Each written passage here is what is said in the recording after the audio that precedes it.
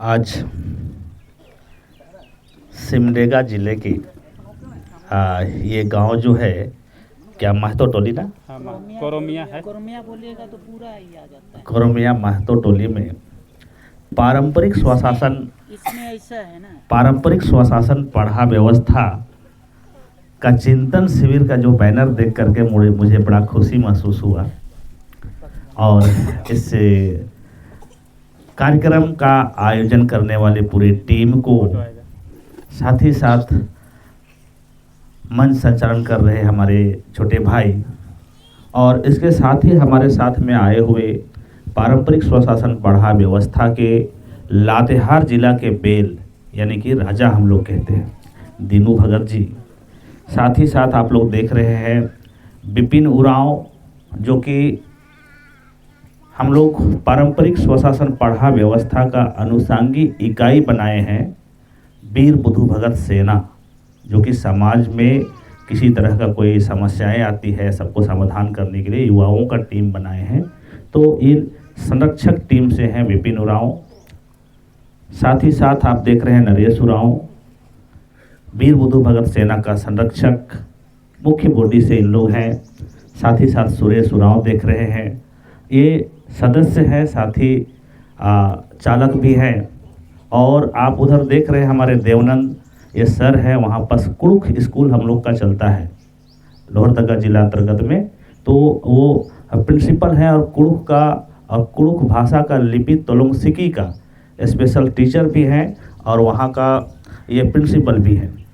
आप लोगों को यहाँ पर जितने भी आए हुए सामाजिक अगुवागण, बाबागण, भाईगण, बहनगण, माँगण, सबों को अपनी बात रखने से पूर्व जो है तहे दिल से मैं जोहार करता हूँ और मनन करता हूँ।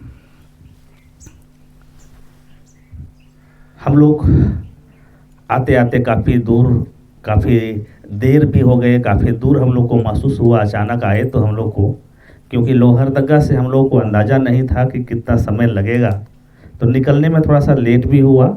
और आते आते बीच में रास्ता में हम लोग थोड़ा सा भटक गए, कुछ किलोमीटर हम लोग अंदर चले गए थे उस रोड में। फिर लौट करके हम लोग जो है वहाँ से आए, अपने लोगों को ढूंढने के लिए। चिराग जी बताए कि नहीं, वहाँ पर कुछ ऐसे गांव है जो उरांव गांव अभी मौजूद हैं। तो हम लोग को दिल में भी ललक हुआ कि हम लोग भी जा करके जो है मिले, भेंट करें, क्योंकि हमारा लोहरदगा, गुमला, लातेहार क्षेत्र में तो उरांवों की संख्या ही भरी पड़ी है। लेकिन सिमडेगा है, इस क्षेत्र में कितने लोग हैं, कैसे हैं, किस रूप में हैं, दिल में जानने की भी इच्छा जागृत हुई। इसीलिए आज जो है हम लोग लंबा सफ़र तय करके आए यहाँ पर, और देर से आए उसके लिए क्षमा चाहेंगे आप लोगों से। तो दौ लग गया नेमिशन कुड़ुक नखर कर, कुड़ुक नखरना तनिकुन अलग का जरूर रही, लेकिन भाखा मनी तनि मनी अंतर ही संगे आद उन टेम चीज़ ही को पुरखर ही कमस का चीज़ रही, तो आद मल बदलारो तनि मनी जुड़ रहा होंगे जोता। तो धैन बड़ा दौ लग गया मैं ईसन बरार की गेच्छा राजीनु अपन भाखन मिलना ए धो जिया नूटे खुशी ची। तो चलिए मैं आगे बातों को रखने का प्रयास करता हूँ।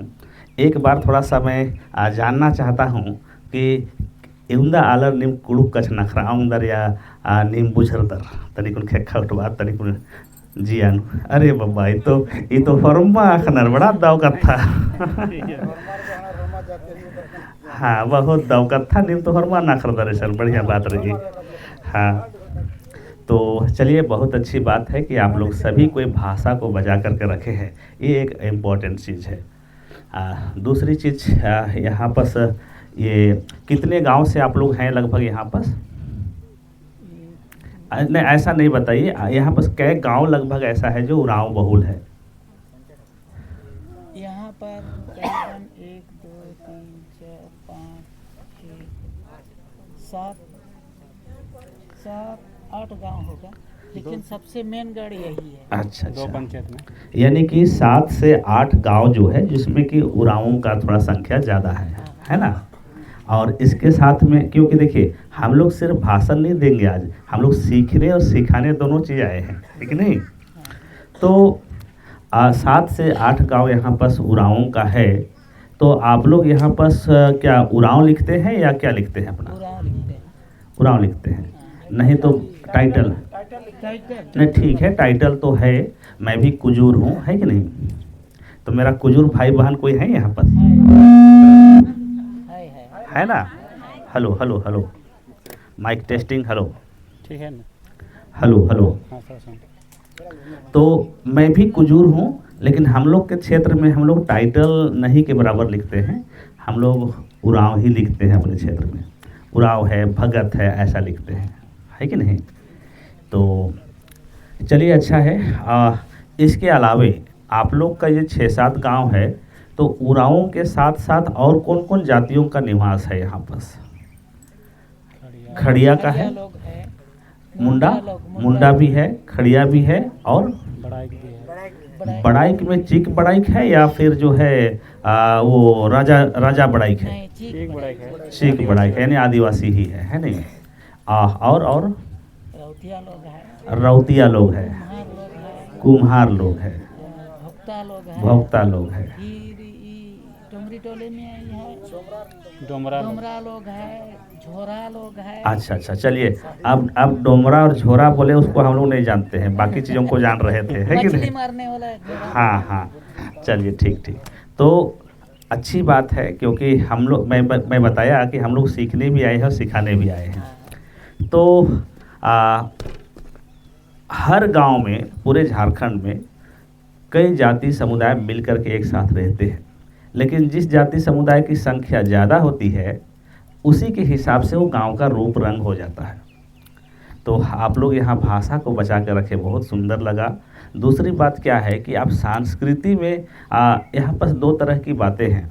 उरांवों का जो चाहे मुंडाओं का, चाहे संथालियों का, चाहे जो भी है, अभी जो है धार्मिक रूप में भी हमारा सरना और जो है क्रिश्चियन में ज़्यादातर है। तो यहाँ पर सरना और क्रिश्चियन भी दोनों लोग बैठे हैं। हाँ हाँ, तो हम लोग मैं बताना चाहूँगा कि हम लोग का क्षेत्र में भी, सभी क्षेत्र में लगभग ऐसा ही है, लेकिन उस क्षेत्र में जहाँ हम लोग निवास करते हैं उधर सरना का संख्या थोड़ा सा ज़्यादा है। तो अब हम लोग चर्चा करेंगे पारंपरिक व्यवस्था से संबंधित। एक राज्य लेवल में रहता है तो इस व्यवस्था से भी जुड़े, लेकिन पारंपरिक व्यवस्था अभी जो पेशा अधिनियम यानी पेशा एक्ट जो है 1996 का नियमावली अभी 2025 एंड 26 जो पास हुआ है, इसमें पारंपरिक ग्राम सभा की बातें कहती है और पारंपरिक ग्राम सभा से उच्च स्तर के ग्राम सभाओं की बात करती है। तो उरांव क्षेत्र में क्या है, हम लोग का पारंपरिक ग्राम सभा यानी कि गांव की व्यवस्था होती है, और उससे ऊपर की व्यवस्था यानी कि पढ़ा व्यवस्था होती है। हमारे तरफ पढ़ा का भी लेयर है। हमारे तरफ जो है पारंपरिक पढ़ा का एक अपना रूप है। उसके ऊपर जो है मैं आप लोगों को बताना चाहता हूँ, 3 गांव से स्टार्ट है हमारे क्षेत्र में। 3 गांव का टीम है, उसको 3 पढ़ा बोले। 5 गांव का टीम है, उसको 5 पढ़ा बोले। 7 गांव का टीम है, उसको 7 पढ़ा बोले। इस तरह से 7, 9, 12, 15, 18, 22, 24 और 32, 64, 84 गांव तक का टीम है जो एक पढ़ा के रूप में निश्चित है। ये हमारे हजारों साल जब हम लोग का पुरखा लोग जब कहना चाहिए कि उस समय रहता था खानाबदोश टाइप का, जिसको हम लोग क्या कहेंगे, कबीला में रहता था, तो कबीलाओं का टीम होता था। उसको क्या कहते हैं ना, एक टीम का जो होता है ना, एक कबीला का होता था, उसका एक सरदार होता था। अभी हम लोग टीवी वगैरह में देखते हैं कि उस कबीला का सरदार रहता है ना, ऐसा टीवी फिल्म सब में देखे हैं ना। तो उसी तरह से हमारे पुरखे लोग भी रहते थे और उन लोग अपने क्षेत्र को बांट करके रखे थे, और जितने गांव उन लोग बसाया उनका एक सरदार हुआ करता था। उस सरदार को कुड़ुक में हम लोग जो है बेल कहते हैं। कुड़ुक में क्या कहते हैं, बेल। और आप हिंदी में उसको राजा कह सकते हैं। पढ़ा राजा के रूप में नाम आप लोग सुनते हैं ना।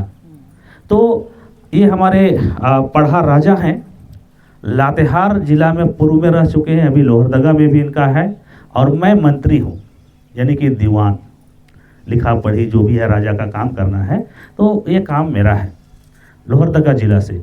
और मैं बताना चाहता हूँ इसका लेयर है, हम लोगों का लोहरदगा जिला के अंतर्गत 39 गो पढ़ा है। 39 गो पढ़ा मतलब 39 गांव नहीं, एक पढ़ा में कोई में 3 गांव है, कोई में 5 गांव है, कोई में 7 गांव है, कोई में 9 गांव है, कोई में 12 गांव है, कोई में 24 गांव है। इस तरह से 39 पढ़ा का लोहरदगा जिला में जो है, इसको हम लोग बोलते हैं बेल पंचा या फिर जिला पढ़ा। अगर हिंदी में कहेंगे तो बेल पंचा का हम लोग अगर अर्थ निकालेंगे तो जिला पढ़ा के रूप में हम लोग उसको चिन्हित किए हैं, बेल पंचा, जिसमें 39 राजाओं का टीम है। तो ऐसा हम लोग का पुरखा लोग पहले बना करके रखा था, ताकि कभी भी कोई मुसीबत आया, कोई दिक्कत आया तो गांव में लोग फैसला कर लेता था, ग्राम सभा में पंचायत करके। अगर वहाँ से उस फैसला से कोई नाखुश हुआ या फिर उन लोग फैसला नहीं कर पाया तो उस केस को, उस मैटर को पढ़ा में रखता था। जहाँ अगर 3 गांव का पढ़ा है तो 3 गांव का लोग जुट करके उसको चर्चा करेगा। अगर वो 22 पढ़ा है तो 22 गांव का लोग मिल करके चर्चा करेगा और उस चीज़ को फैसला देगा। और उस फैसले से अगर आप सहमत हो गए तो बढ़िया बात है, और नहीं सहमत हुए तो उसके लिए भी और ऊपर का कोर्ट था, जिसको कि बेल पंचा, यानी कि अभी हम लोग जिला पढ़ा कर है, पहले बेल पंचा कहा जाता था, जिसमें 39 को राजा लोग बैठेगा। 39 को राजा लोग बैठ करके उस चीज़ को सुनेगा, समझेगा और फैसला देगा। इसको विशु के रूप में भी हम लोग चिन्हित किए हैं, जिसको विशु सेंद्रा आप लोग सुने होंगे, तो विशु सेंद्रा कहा जाता है। वो हमारा सुप्रीम कोर्ट के रूप में चिन्हित था, जिसमें कई राजा एक साथ बैठ करके विशेष मुद्दों को समझाया करते थे।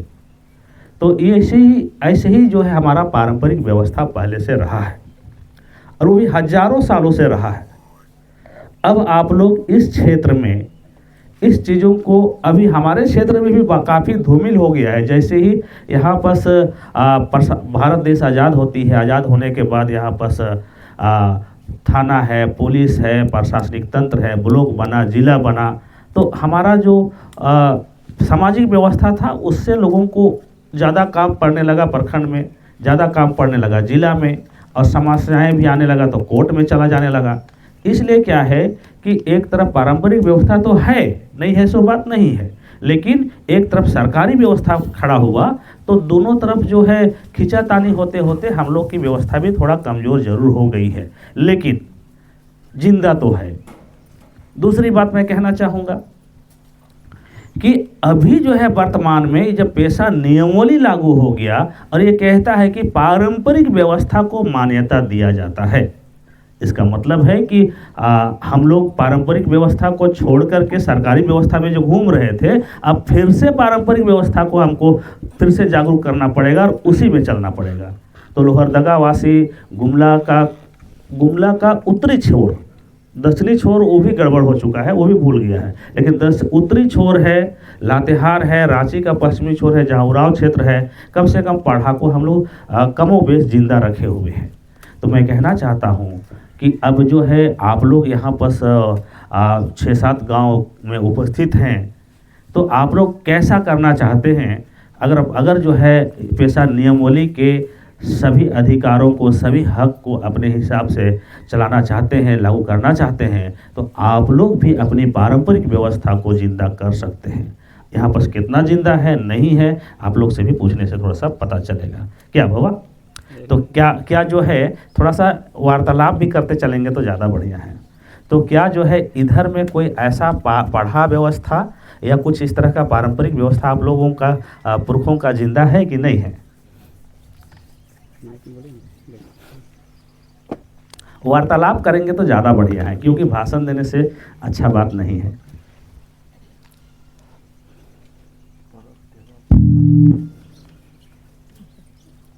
बोलिए ना, ऐसे ही बोलिए।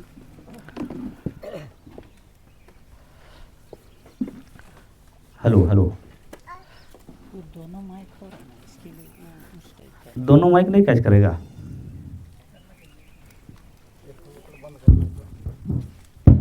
कर रहा है।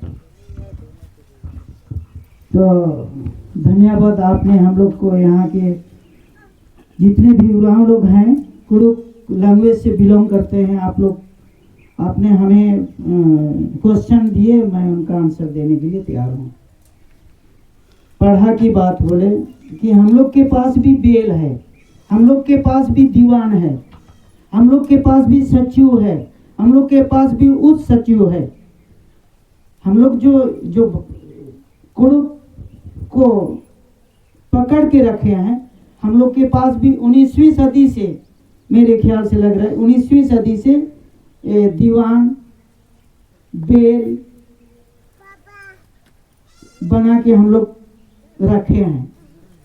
ऐसा नहीं छोड़े हैं, पूर्वज का जो है उसको हम लोग पकड़ के रखे हैं। हर चीज में हम लोग का प्रतिबंध है।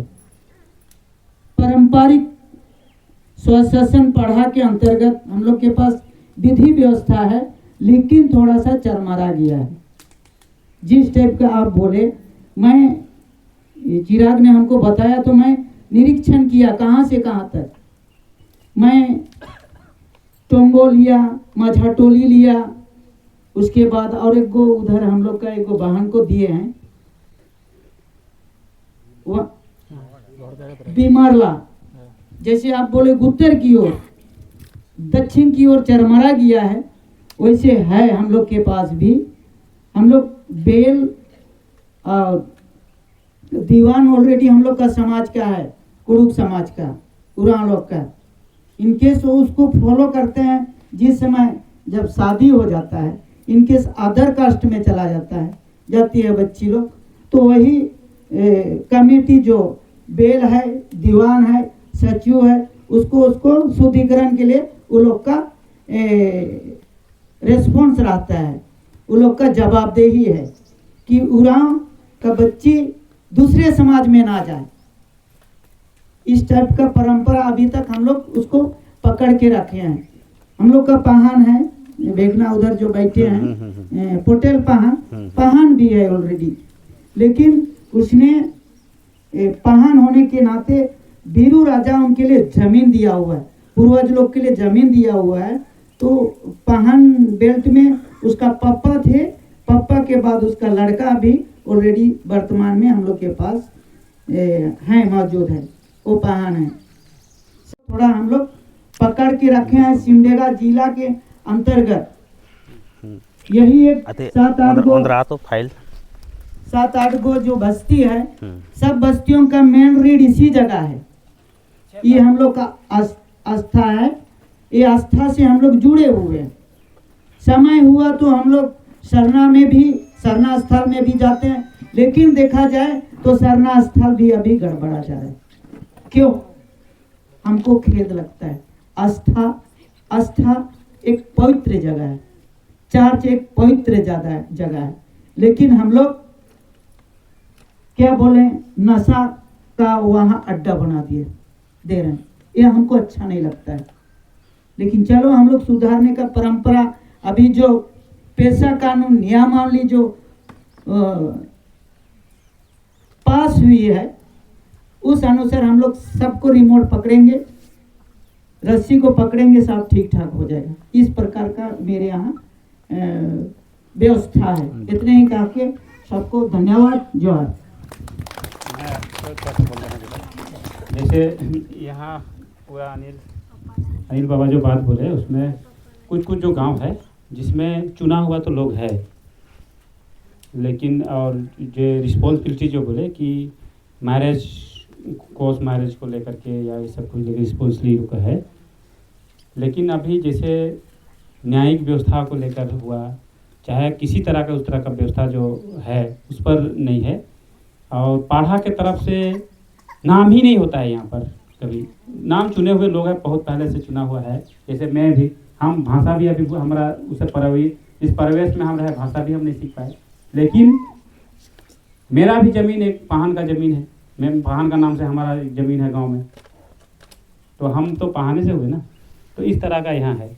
चलिए ठीक है जी। और भाषा कोई कोई गांव ऐसा भी यहाँ पर है जिसे ना समेत जैसा पाहन है ना महतो है, वहाँ वहाँ सब बदल गया ना, भाषा भी वहाँ ऐसा भी है स्थिति इधर। ठीक है। तो हेलो हेलो हेलो हेलो इसको ले जाना। Hello hello hello. तो चलिए जानने के लिए मिला हमको, अच्छी बात है। हम लोगों को यही सारी चीज़ों को चर्चा करने का बात है। मैं और कुछ चीज़ों को जानना चाहूँगा। इधर का जो ज़मीन है उसका नेचर कैसा है, यानी कि भूइंहरी गांव ये है या नहीं है। इस क्षेत्र में भूइंहरी ज़मीन, यानी कि देखिए आपका जो खतियान होगा उस खतियान में ज़मीन का नेचर क्या लिखता है। खतिया नहीं रही है। नहीं सभी वही हो जाएगा बराबर। ऐसा अच्छा, सभी चलिए। तरह का ये है, कुछ कुछ जगह पे भूमियारी जमीन भी है। हाँ हाँ हाँ। तो और मैं कह रैयती खतियानी भी है। हाँ, तो खेती मैं बंगाल, मतलब देखिए नेचर ऐसा वही से है ज़मीन का नेचर, इसलिए मैं पूछ रहा हूँ ना, क्योंकि हम लोग पारंपरिक चीज़ों की बात कर रहे हैं तो बहुत सा इम्पोर्टेंट चीज़ों को समझने की ज़रूरत है। तो ज़मीन जो है, आदिवासियों की पहचान ज़मीन से शुरू होती है। भूइंहरी गांव जहाँ जहाँ है, जहाँ का ज़मीन को भूइंहरी लिखा गया है, ये कोल विद्रोह जब हुआ था 1831-32 का, तो वीर बुद्धू भगत के नेतृत्व में एक विशाल विद्रोह हुआ, जो कि पढ़ा का अगुवा हुआ करते थे। वो विशाल विद्रोह हुआ, अंग्रेज़ों का छक्का छुड़ा दिया और अंततः जो है उनकी मृत्यु हुई, लेकिन पूरे परिवार उनका नेस्तनाबूद हो गया। जितने भाई बहन बेटा बेटी सबको नेछावर कर दिया समाज के लोगों ने, और वो अपना गला खुद से काट लिया और समाज के लिए पूरा सबको दे दिया। इस आंदोलन को देख करके अंग्रेज़ों को समझ में आया कि आदिवासियों को इन लोगों से लड़ करके जीतना बड़ा मुश्किल है। क्यों? क्योंकि शुरुआत से ही 1765 में जब यहाँ पर अंग्रेज़ों को पूरा पावर मिल जाता है दीवानी मामला का, उसी समय से बाकी क्षेत्रों से तो इन लोगों ने टैक्स लेना शुरू कर दिया था, लेकिन आदिवासी क्षेत्र में जैसे ही इंटर करता है और यहाँ पर खूब विरोध होता है, खूब लड़ाई होती है, और समय समय पे होता रहा है। संथाल में अलग समय हुआ, आपको कोल्हान में भी हुआ और मुंडा क्षेत्र में भी हुआ, लेकिन उरांव क्षेत्र में सबसे महत्वपूर्ण लड़ाई जो हुआ था आपको 1831-32 में हुआ था, जिसको कि लड़का आंदोलन के रूप में हम लोग जानते हैं, और उसको अंग्रेज़ों के माध्यम से कोल विद्रोह का नाम दिया गया, और उरांव क्षेत्र में हम लोग उसको लड़का आंदोलन के नाम पे जानते हैं। तो उसका प्रतिफल ये हुआ, अंग्रेज़ों को महसूस हुआ कि इन लोगों से लड़ना उचित नहीं है, बात करनी चाहिए। और वार्तालाप के दरमियान बात यही हुआ कि हम जंगल काटे हैं, ज़मीन बनाए हैं, हमारा ज़मीन है, हम टैक्स आपको क्यों देंगे। अंग्रेज़ों ने स्वीकार किया इस बात को। रियल बात है कि बहुत मेहनत से इन लोग खड़ा किया है, कोई राजा ज़मींदार को आज तक टैक्स नहीं दिया है, तो फिर जो है हम लेने आए हैं तो ये लोग खिलाफत तो होगा ही होगा। तो इसलिए क्या किया, इसके लिए उन लोगों ने एक कानून बनाया कि जितना भी इन लोग बोल रहा है कि ये ज़मीन हमारा है, उसको सर्वे किया जाए और इन लोग को दे दिया जाए। पहली बार हमारा आपका पूर्वज लोग ने अपना संघर्ष दिखाया, पहली बार जो है खाता और खतियान बना। पहली बार पहला खतियान का आविष्कार जो हुआ है ना, हम लोगों के संघर्ष के लिए हुआ और हम लोगों के लिए बना है, भूइंहरी सर्वे हुआ। रखालदास बनर्जी इसका नेतृत्व किया, और जितना भी उरांव लोग बताया कि हाँ ये ज़मीन हमारा है, ये ज़मीन हमारा है, ये ज़मीन हमारा है, सभी ज़मीन को जिसको जिसको बोला उसको चढ़ा दिया। ये भूइंहरी सर्वे 1869 ईस्वी में फाइनल होता है। उसके बाद कह दिया कि ठीक है आपका ज़मीन है, यहाँ हम कोई टैक्स नहीं लेंगे, या आप अपना जीवन का अपने हिसाब से चलिए, इसमें हम कोई अंग्रेजी अफसर ने कहा कोई टैक्स इसमें नहीं लगेगा। इसके बाद जो है आप लोग के बाद जो छूट जाता है, या जिसको आप लोग अपना नहीं कह रहे हैं, उस पे हम लोगों का अधिकार है। समझौता हुआ, अगर जो है मान करके चलिए हमारा जगह ज़मीन सब देने के लिए तैयार हो गए, इसे कोई टैक्स नहीं ले रहा है, तो हम उसे क्यों लड़ेंगे? लड़ना बंद हो गया और वो ज़मीन जो है भुइयारी के रूप में दर्ज हो गया हमारे लिए। इसीलिए मैं पूछ रहा था कि उरांवों का इतिहास भुइयारी ज़मीन से रिलेटेड है। तो जो जो गांव उस ज़माने में बसा हुआ था वो भुइयारी गांव के नाम से जाना जाता है। तो इस क्षेत्र में, सिमडेगा क्षेत्र में पहली बार आया हूँ। यहाँ पर से ये भुइयारी ज़मीन का नेचर है कि नहीं है, ये मैं जानना चाह रहा था। तो आप लोग कोई बता पाएंगे? अभी भी टैक्स नहीं लगता है उसका, जो है क्या बोलते हैं, जितना भी भुइयारी हम लोग का क्षेत्र में किसी तरह का कोई हम लोग वहाँ रसीद काट करके जो लगता है ना, क्या बोलते हैं उसको, पैसा, मालगुजारी, राजस्व, वो नहीं देते हैं हम लोग। हाँ, तो इस क्षेत्र में खुटकट्टी ज़मीन हो सकता है, क्योंकि अच्छी बात है। हाँ, भुइयारी और खुटकट्टी, मुंडा क्षेत्र में खुटकट्टी कहा गया, उरांव क्षेत्र में भुइयारी कहा गया, खुटकट्टी बोलता है उसको, खुटकट्टी कहा गया। चलिए, अच्छी बात है।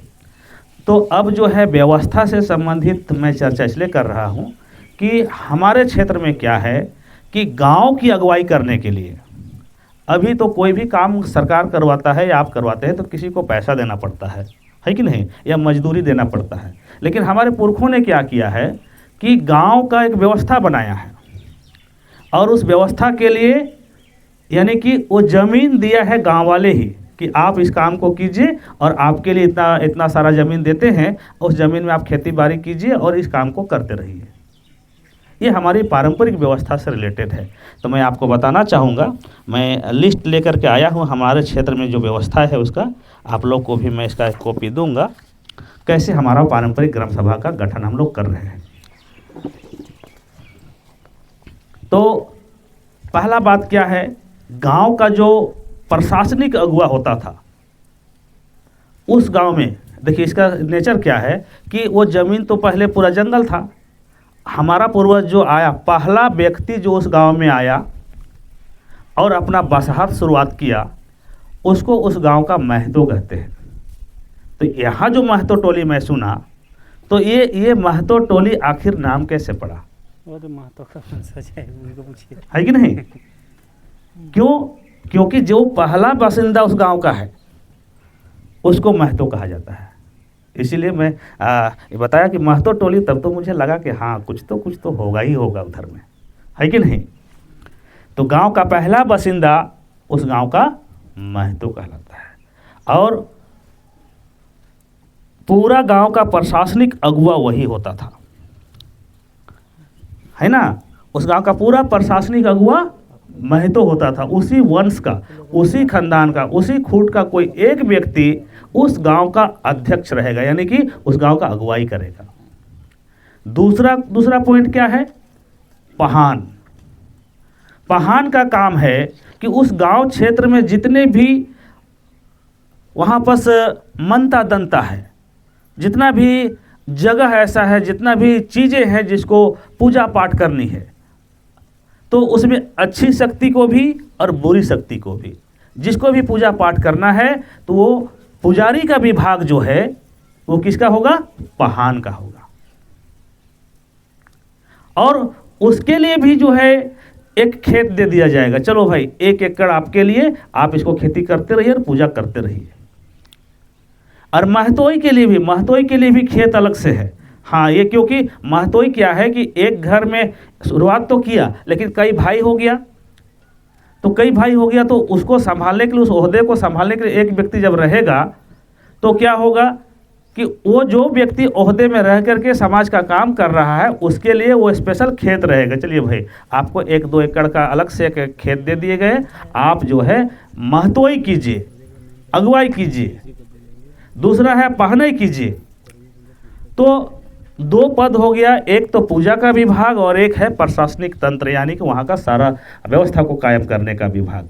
और तीसरा होता है आपको,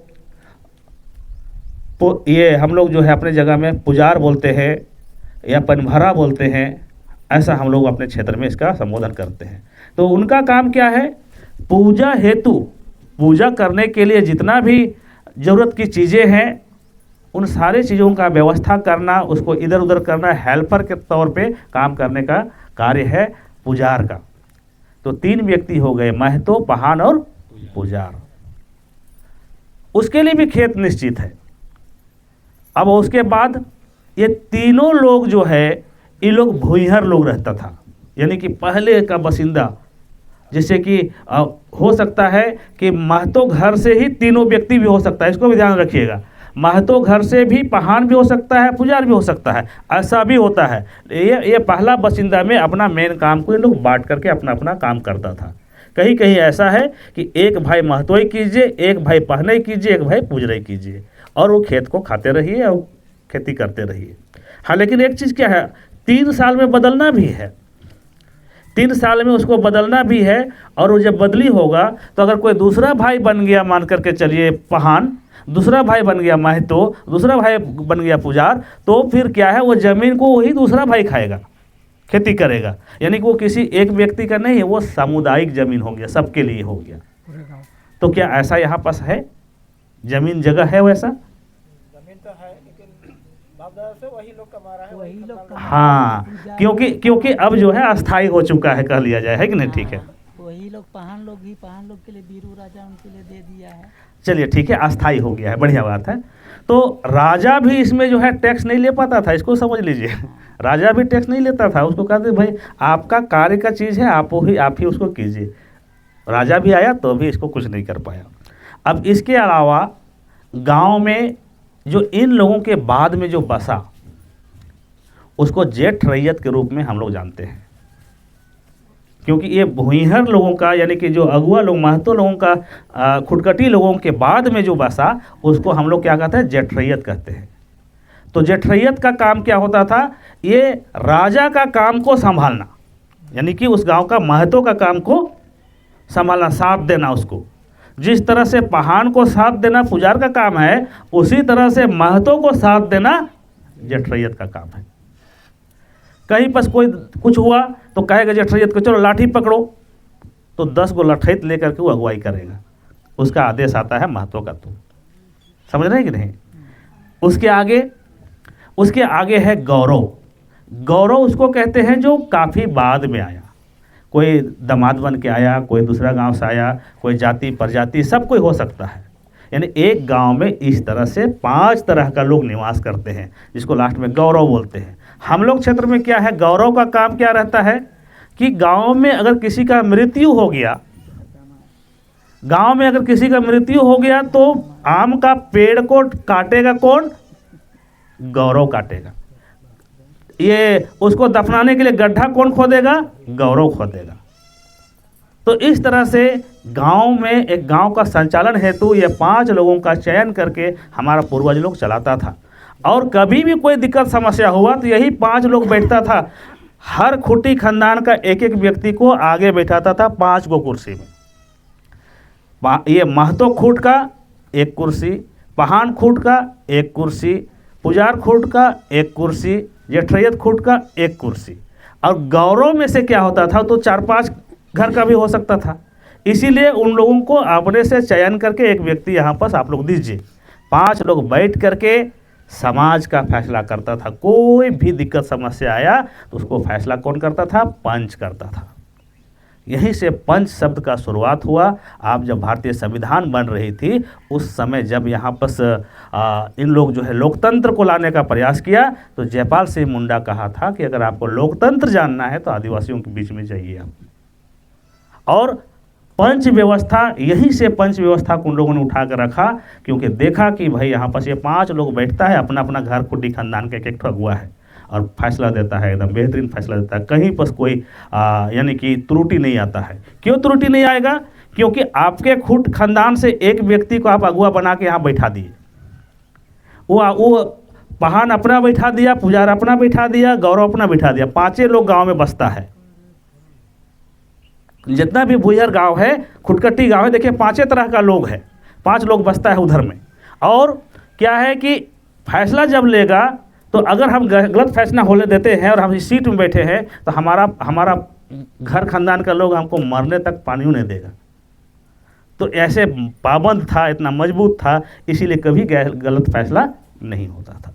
तो ये हमारी पारंपरिक व्यवस्था थी एक पंच का, जिसको कि पारंपरिक ग्राम सभा हम कह सकते हैं। लेकिन और उसको सुचारू रूप से चलाने हेतु हमारे क्षेत्र में गठन है, जो कि उस गांव का सबसे मजबूत, सबसे बुद्धिमान, सबसे अच्छा, अगर कोई वहाँ पर कोई पुरुष है, वो किसी भी खुटी खानदान का हो सकता है, उसमें नहीं ध्यान देना है, तो उस व्यक्ति को हम लोग जो है मुखी जोखस के रूप में चुनते थे। और एक महिला को भी चुनते थे मुखी पेल्लो के रूप में, जो एक बढ़िया महिला थी, नेतृत्व करने लायक रहती थी, सबसे मिलनसार रहती थी। ऐसे महिलाओं को चुन करके मुखी पेल्लो के रूप में रखते थे। 5 और 2 7 हुआ। अब युवाओं को, लड़कों को, अब क्या है ना, अभी देखिएगा बुजुर्ग लोग क्या है, लड़का लोग को समझा परेशान हो जाता है, ऐसा करो वैसा करो, नहीं करो, सुनवे नहीं करता है। लेकिन लड़के को अगर लड़का समझाएगा ना तो समझ जाएगा वो। हमारा पुरखा लोग यही करता था कि उसमें क्या है, जोक कोटवार बना देता था, एक जोखर में से जोक कोटवार, एक तो लड़का को बना देता था अगुआ, कि भाई आपको ध्यान देना है कि गांव में किसी तरह का कोई उल्टा फुल्टा सीधा हुआ तो भैया आपका जिम्मेवारी है, आप एकदम पूरा गांव वाला लोग आपको जोक कोटवार बना दिया, तो वो संभालता था। उसी तरह से पेल्लो कोटवार, लड़कियों के मामले में कोई भी लड़की उल्टा सीधा टेढ़ा मेढ़ा चले, लड़कियों से वही लोग ना अपना चीज़ को जान सकती है। हम और आप माँ बाप के सामने थोड़ी बताएगा ही करेगा, लेकिन लड़का लड़की है वो अपना एज का, अपना दिला का सबको जान लेता है हम लोग। तो इसको संभालने के लिए एक ठो को पेल्लो कोटवार बना दिया जाता था। अब देख लीजिए, जोक कोटवार, पेल्लो कोटवार, यानी कि मर्दों के लिए मुखी जोखस, औरतों के लिए मुखी पेल्लो, लड़कों के लिए जोक कोटवार, लड़कियों के लिए पेल्लो कोटवार। और एक सदस्य रहता था जिसको कि भंडारी के रूप में हम लोग जानते हैं या कोटवार के रूप में जानते हैं, है कि नहीं। उसका काम क्या था, गांव में हकवा करना, या इस गांव का मैसेज को उस गांव में पहुंचाना, या फिर कोई पर्व त्योहार के लिए कोई धान वान का चंदा चिट्ठा हुआ तो उसको एक जगह जमा करना और उसका लेखा जोखा रखना। तो इस तरह से 10 लोग मिल करके हमारा पुरखा लोग हजारों साल से हमारे समाज को इतना दूर तक लाया। नियम कानून तो बाद में बना, हमारे समाज को इन लोग इस तरह से चलाता था, एक गांव को समेट करके रखता था। यही है हमारा पारंपरिक ग्राम सभा जो उरांव क्षेत्र के लिए है। तो उसी चीज़ को हम लोग जो है पेशा नियमावली लागू होने के बाद, देखिए नहीं लागू हुआ था उस समय भी हम लोग इसको कमोबेश फॉलो कर ही रहे थे, लेकिन जब पेशा नियमावली लागू हो गया तो इसका फॉर्मेट बना करके हम लोग अब बिल्कुल सुंदर तरीके से पूरा गांव को बैठा करके इस चीज़ को, इस फॉर्मेट को भर रहे हैं, इस खाली जगह को भर के ये पारंपरिक ग्राम सभा बना रहे हैं 10 लोगों का। और इसके अलावे एक व्यक्ति का और चयन कर रहे हैं हम लोग, क्योंकि ये नियमावली कह दिया है कि एक सहायक सचिव भी होगा। तो सहायक सचिव वो पारंपरिक व्यवस्था का मेंबर तो नहीं है, लेकिन एक सहायक सचिव लिखने पढ़ने के लिए हम लोग जो है अभी चुन रहे हैं। और कल ही मैं बताना चाहूँगा, कल ही बीते कल को हम लोग लोहरदगा डीसी के पास गए थे, शायद वीडियो आपके पास आया होगा। लोहरदगा डीसी के पास गए थे, माननीय सांसद हम लोग का सुखदेव भगत भी हम लोग के साथ में गए थे, और वहाँ जा कर के बोले कि जल्दी से जल्दी हम लोगों का पेशा नियमावली के साथ हम लोग का लागू होना चाहिए, नहीं तो जितना देर कीजिएगा उतना जो है गड़बड़ होते रहेगा। तो वहाँ पर डीसी से बात हुआ और हम लोग बोला कि ठीक है, ये चुनाव की वजह से थोड़ा सा लेट हुआ, लेकिन अब जो है चुनाव ख़त्म हो चुका है, 10-12 दिन के अंतर्गत ये कार्यक्रम को हम लोग शुरू करते हैं। और आप लोग जैसा कहेंगे, आपका समाज है, आपको चलाना है, हम लोग क्या जानेंगे बाहर से आकर के। आप ही लोग अपने सिस्टम से चलाएंगे, उसमें कितने मेंबर होंगे, कितने सदस्य होंगे, कैसा होंगे, वो आप लोग को करना है। ये पूरे डीसी से बैठ करके चर्चा हुआ, और उसमें एक चर्चा और किए हम लोग कि हम लोगों का पारंपरिक व्यवस्था को तो हम लोग मानते ही आ रहे हैं, अच्छी बात है, लेकिन जब विधिक सेवा की बात है, अब जो है हम लोग फैसला भी देंगे और आपसे तालमेल के साथ काम करेंगे। इसलिए क्या है, जिला मुख्यालय में यानी समाहरणालय के अंदर में हम लोग के लिए भी एक ऑफिस चाहिए, प्रखंड मुख्यालय में भी एक ऑफिस चाहिए, ताकि जिस तरह से आप देखते हैं कि वहाँ पर BDO CO के अलावा वहाँ 20 सूत्रीय अध्यक्ष है, तो उसके लिए भी ऑफिस देता है कि नहीं। वहाँ पर देखिएगा कि विधायक के नाम से भी एक ठो ऑफिस रहता है। तो तो उसी तरह से भाई पारंपरिक व्यवस्था को सुचारू रूप से चलाने हेतु हम लोग को भी कार्यालय की आवश्यकता है, हम लोग को भी चाहिए ये बातें वहाँ पर हम लोग रखें, क्योंकि कोल्हान क्षेत्र में उन लोगों को दिया गया है। कोल्हान क्षेत्र में ना वहाँ पर पारंपरिक व्यवस्था का अपना न्यायालय है, यानी अपना कोर्ट है और उन लोग का अपना ऑफिस है। साथ ही साथ हर प्रखंड में प्रखंड जो है उन लोग को दिया है। वहाँ पर पारंपरिक अगुआ लोग, वहाँ पर मुंडा मान के लोग बैठता है, तो हम लोगों का क्यों ना हो, इसलिए हम लोग मांग किए। तो डीसी साहब बोला ठीक है, हाँ, जो भी होगा अभी शुरुआत करते हैं, उसके बाद सब चीज़ हम लोग करेंगे, क्योंकि आप ही लोग के लिए आप ही लोग विधि व्यवस्था ठीक ठाक करने के लिए हम लोग बाहर से आए हुए हैं, और जब कानून कह दिया तो हम लोग को करना पड़ेगा। तो ये सारी चीज़ें हो रही है। तो मैं आप लोगों को कहना चाहता हूँ, जो 10 मेंबर है इसमें भी थोड़ा सा मैं चर्चा परिचर्चा करना चाहता हूँ थोड़ा सा, कि क्या आप लोग के गाँव घर में इन सारे चीज़ों, इन सारे लोगों को आप लोग कितना जानते हैं। महतो तो बिल्कुल आ गए बात में, अच्छी बात है, हमने देख लिया, पहान भी देख लिया, पुजार है कि नहीं? कहान ही पुजारी है। नहीं, पुजारी का काम अलग है। नहीं मतलब इधर का ठीक है, इधर का तो पुजारी हो गया, पहान ही चलिए मान चलिए, वही चीज़ मैं जानना चाहता हूँ। उसके बाद बाकी मेंबर सबको आप लोग सुने थे कि नहीं सुने थे? मेंजकर अदर का वाला एका से कुड़खर और हम भाखा तो बसवार के उइकर आदत दो बहुत दो मतलब एम ही गटे तेंगा बेदम हाँ। मुखी जोखस हैं, ये थोड़ा अच्छा। सुनाई देगा। अच्छा ठीक ठीक ठीक। ना, आवाज मुखी कर रहा है। जोखस, मुखी जोखस मतलब ये मुखी जोखस, मुखी पेलो, जो कोटवार, पेलो कोटवार और भंडारी। भंडारी ऑलरेडी हम लोग के पास है, हम लोग का समाज का कुड़ू कोला पर गांव में भंडारी है, जिसको हम लोग बोलते हैं चौकीदार। हाँ एनी हाउ इनकेस कोई समस्या आ गया तो उस भंडारी को हम लोग बोलते हैं कि थोड़ा गांव डोर टू डोर समाचार पहुंचा दो। ये ऑलरेडी है हम लोग के पास है। नामासन रही ना, हाँ रुद्र। और उसके बाद में 6वां नंबर मुखी जोखस। ये माँ जी अब आस्था ने हम इन जोड़ रहा है, वहाँ पुरखा जमा तो मैं कैथलिक सभा नु बाप जमर रहने हैं। अच्छा। मुखी पेल्लो हाँ नु अयंगर रहने। हाँ मुखी जोखस नु कुको हदर यु जे की उदिन एम बादम युवक संग। हाँ युवती कुकायरु कुको हुन्नु रहने।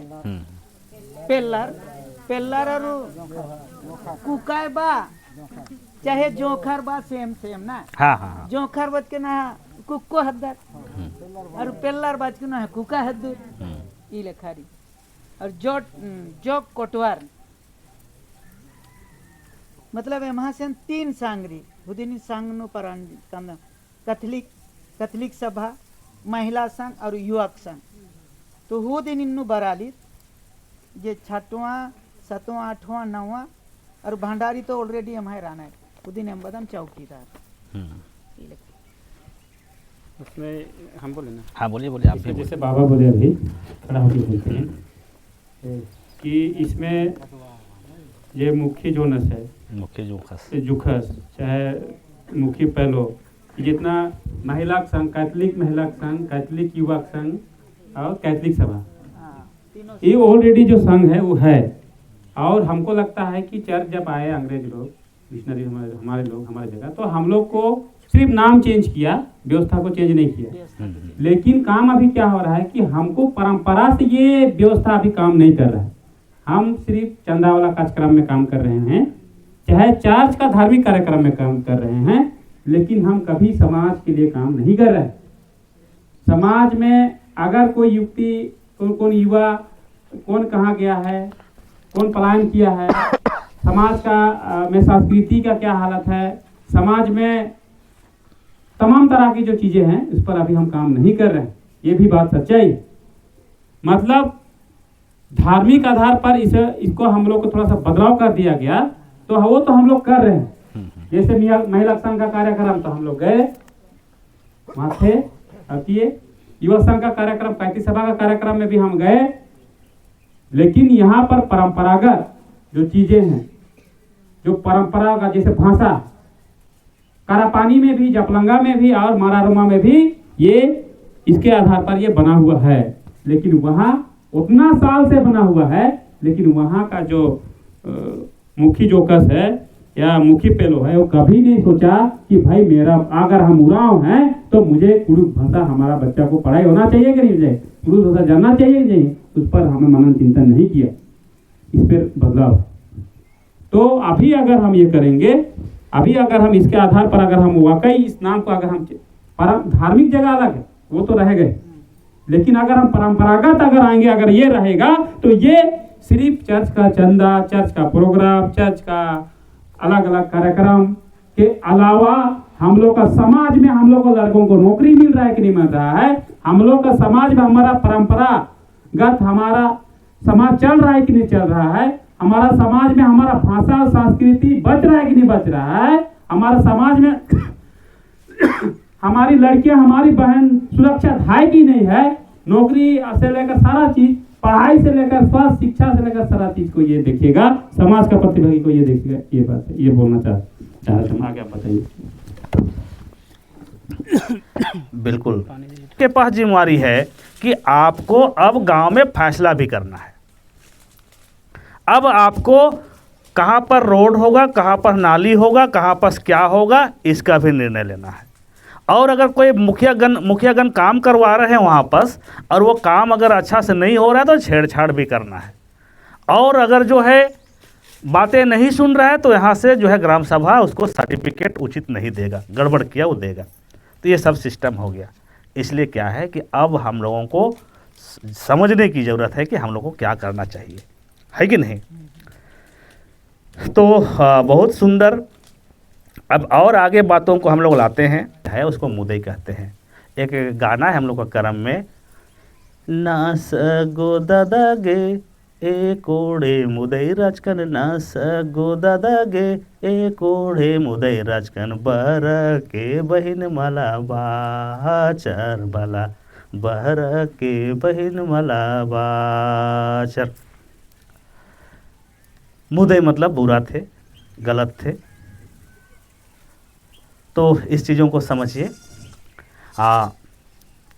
हेलो हेलो सुना रहा है।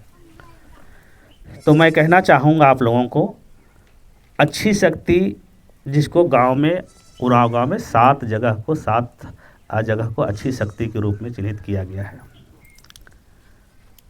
अभी अभी चिराग भाई के माध्यम से कहा गया कि कहता है,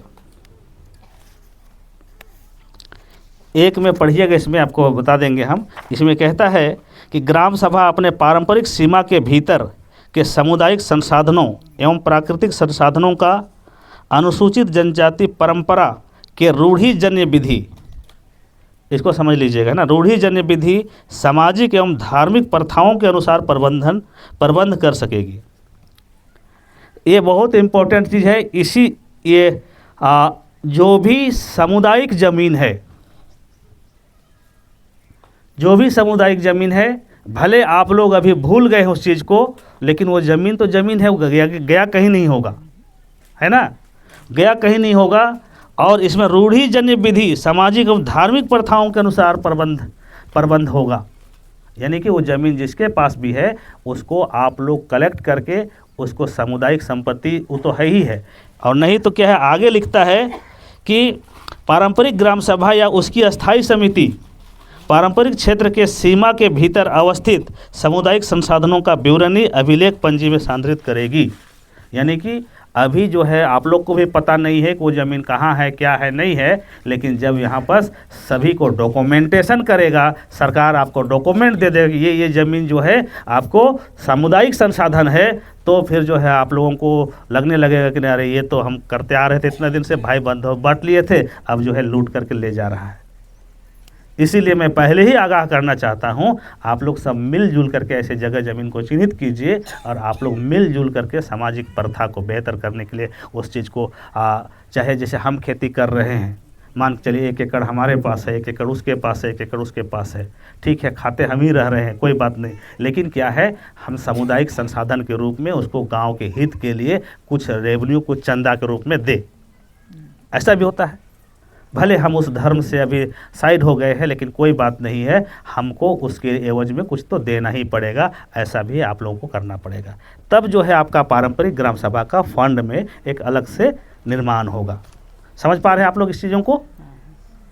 और दूसरी बात, तब जो है आप परंपरा के साथ जी रहे हैं। इसके अलावा और मैं कहना चाहूँगा आप लोगों को, इस नियमावली में बहुत कुछ ऐसा है जिसको समझने की ज़रूरत है। और ताकत अब इतना दिया है पारंपरिक ग्राम सभा को कि हम लोग अपना जीवन शैली को बेहतर तरीके से जी सकते हैं। बाकी इसमें बहुत कुछ है जो चिराग जी बताए होंगे या बताएंगे, क्योंकि मैं आज पारंपरिक ग्राम सभा और अपनी परंपरा के विषय में मैं विशेष आप लोग के समक्ष चर्चा परिचर्चा करने का प्रयास कर रहा था, क्योंकि मैं जानना चाह रहा था कि आप लोग तरफ क्या क्या चीज़ है और हमारे तरफ क्या क्या चीज़ है। दोनों को तालमेल के साथ हम जो है बात कर रहे थे।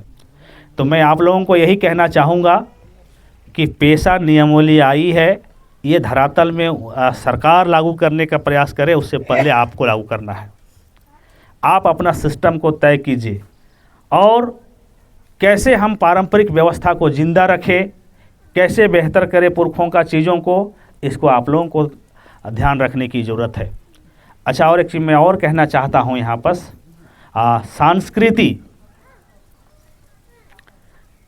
संस्कृति में क्या है, बहुत सारी भौतिक संस्कृति और अभौतिक संस्कृति है, लेकिन मैं अभौतिक संस्कृति यानी गाने बजाने में लेकर के चल रहा हूँ। यहाँ को भी ज़िंदा रखना पड़ेगा, तब कहीं जा कर के आप खड़ा होकर के जो है सभी जगह आप बात कर सकते हैं कि हाँ, हम पारंपरिक व्यवस्था के साथ चलने वाले व्यक्ति हैं। तो चलिए, बहुत ज़्यादा मैं लगता है काफ़ी लंबा चौड़ा मैं बोल दिया। आप लोग सवेरे सवेरे से यहाँ पर हैं, मेरी बात कुछ समझ में आई होगी, कुछ नहीं भी समझ में आई होगी, कुछ अच्छा भी लगा होगा, कुछ बुरा भी लगा होगा, लेकिन वास्तविक चीज़ जो है हम लोग अपने क्षेत्र में प्रैक्टिस में हैं। पारंपरिक व्यवस्था का अगुवा होने के नाते हम लोग को भी चिंता है कि हमारे लोग जहाँ कहीं भी है, जिस स्थिति में है, सब बेहतर रहे, इसका हम लोग प्रयास कर रहे हैं। और पारंपरिक स्वशासन पढ़ा व्यवस्था का नाम आप लोग यहाँ खड़ा किए, तो मैं आशा करता हूँ कि आप लोगों को कुछ चीज़ें आदान प्रदान करते हुए पढ़ा व्यवस्था को फिर से खड़ा करना चाहिए। 6-7 गांव है ना आप लोग, तो 6-7 गांव मिल करके पुनः जो है पारंपरिक पढ़ा के रूप में आप लोग खड़ा होने का प्रयास कीजिए। उसका सारा सिस्टम जो है हम लोग बताएंगे और साथ देंगे। और जो भी है, क्योंकि जब तक आप लोग पारंपरिक व्यवस्था को खड़ा नहीं करेंगे, ये पेशा अधिनियम नियमावली के तहत फिट नहीं बैठ पाएंगे, आदिवासी रहते हुए भी। तो मैं यही आशा करता हूँ आप सबों से। इतना दूर मैं ढूंढते हुए आया, मुझे भी लगा कि हमारे लोग कहाँ हैं, थोड़ा ढूंढते हैं। और अच्छा लगा आप लोग के बीच में आकर के कि और आप लोग बड़ा ध्यान मग्न के साथ मेरी बातों को भी सुनने का प्रयास किए, ये भी अच्छा लगा। तो चलिए, इतनी ही बातों को रखते हुए मैं अपनी वाणी को विराम देना चाहता हूँ। सबों को पुनः जो है एक बार फिर से मैं जोहार करता हूँ। संजू भट्ट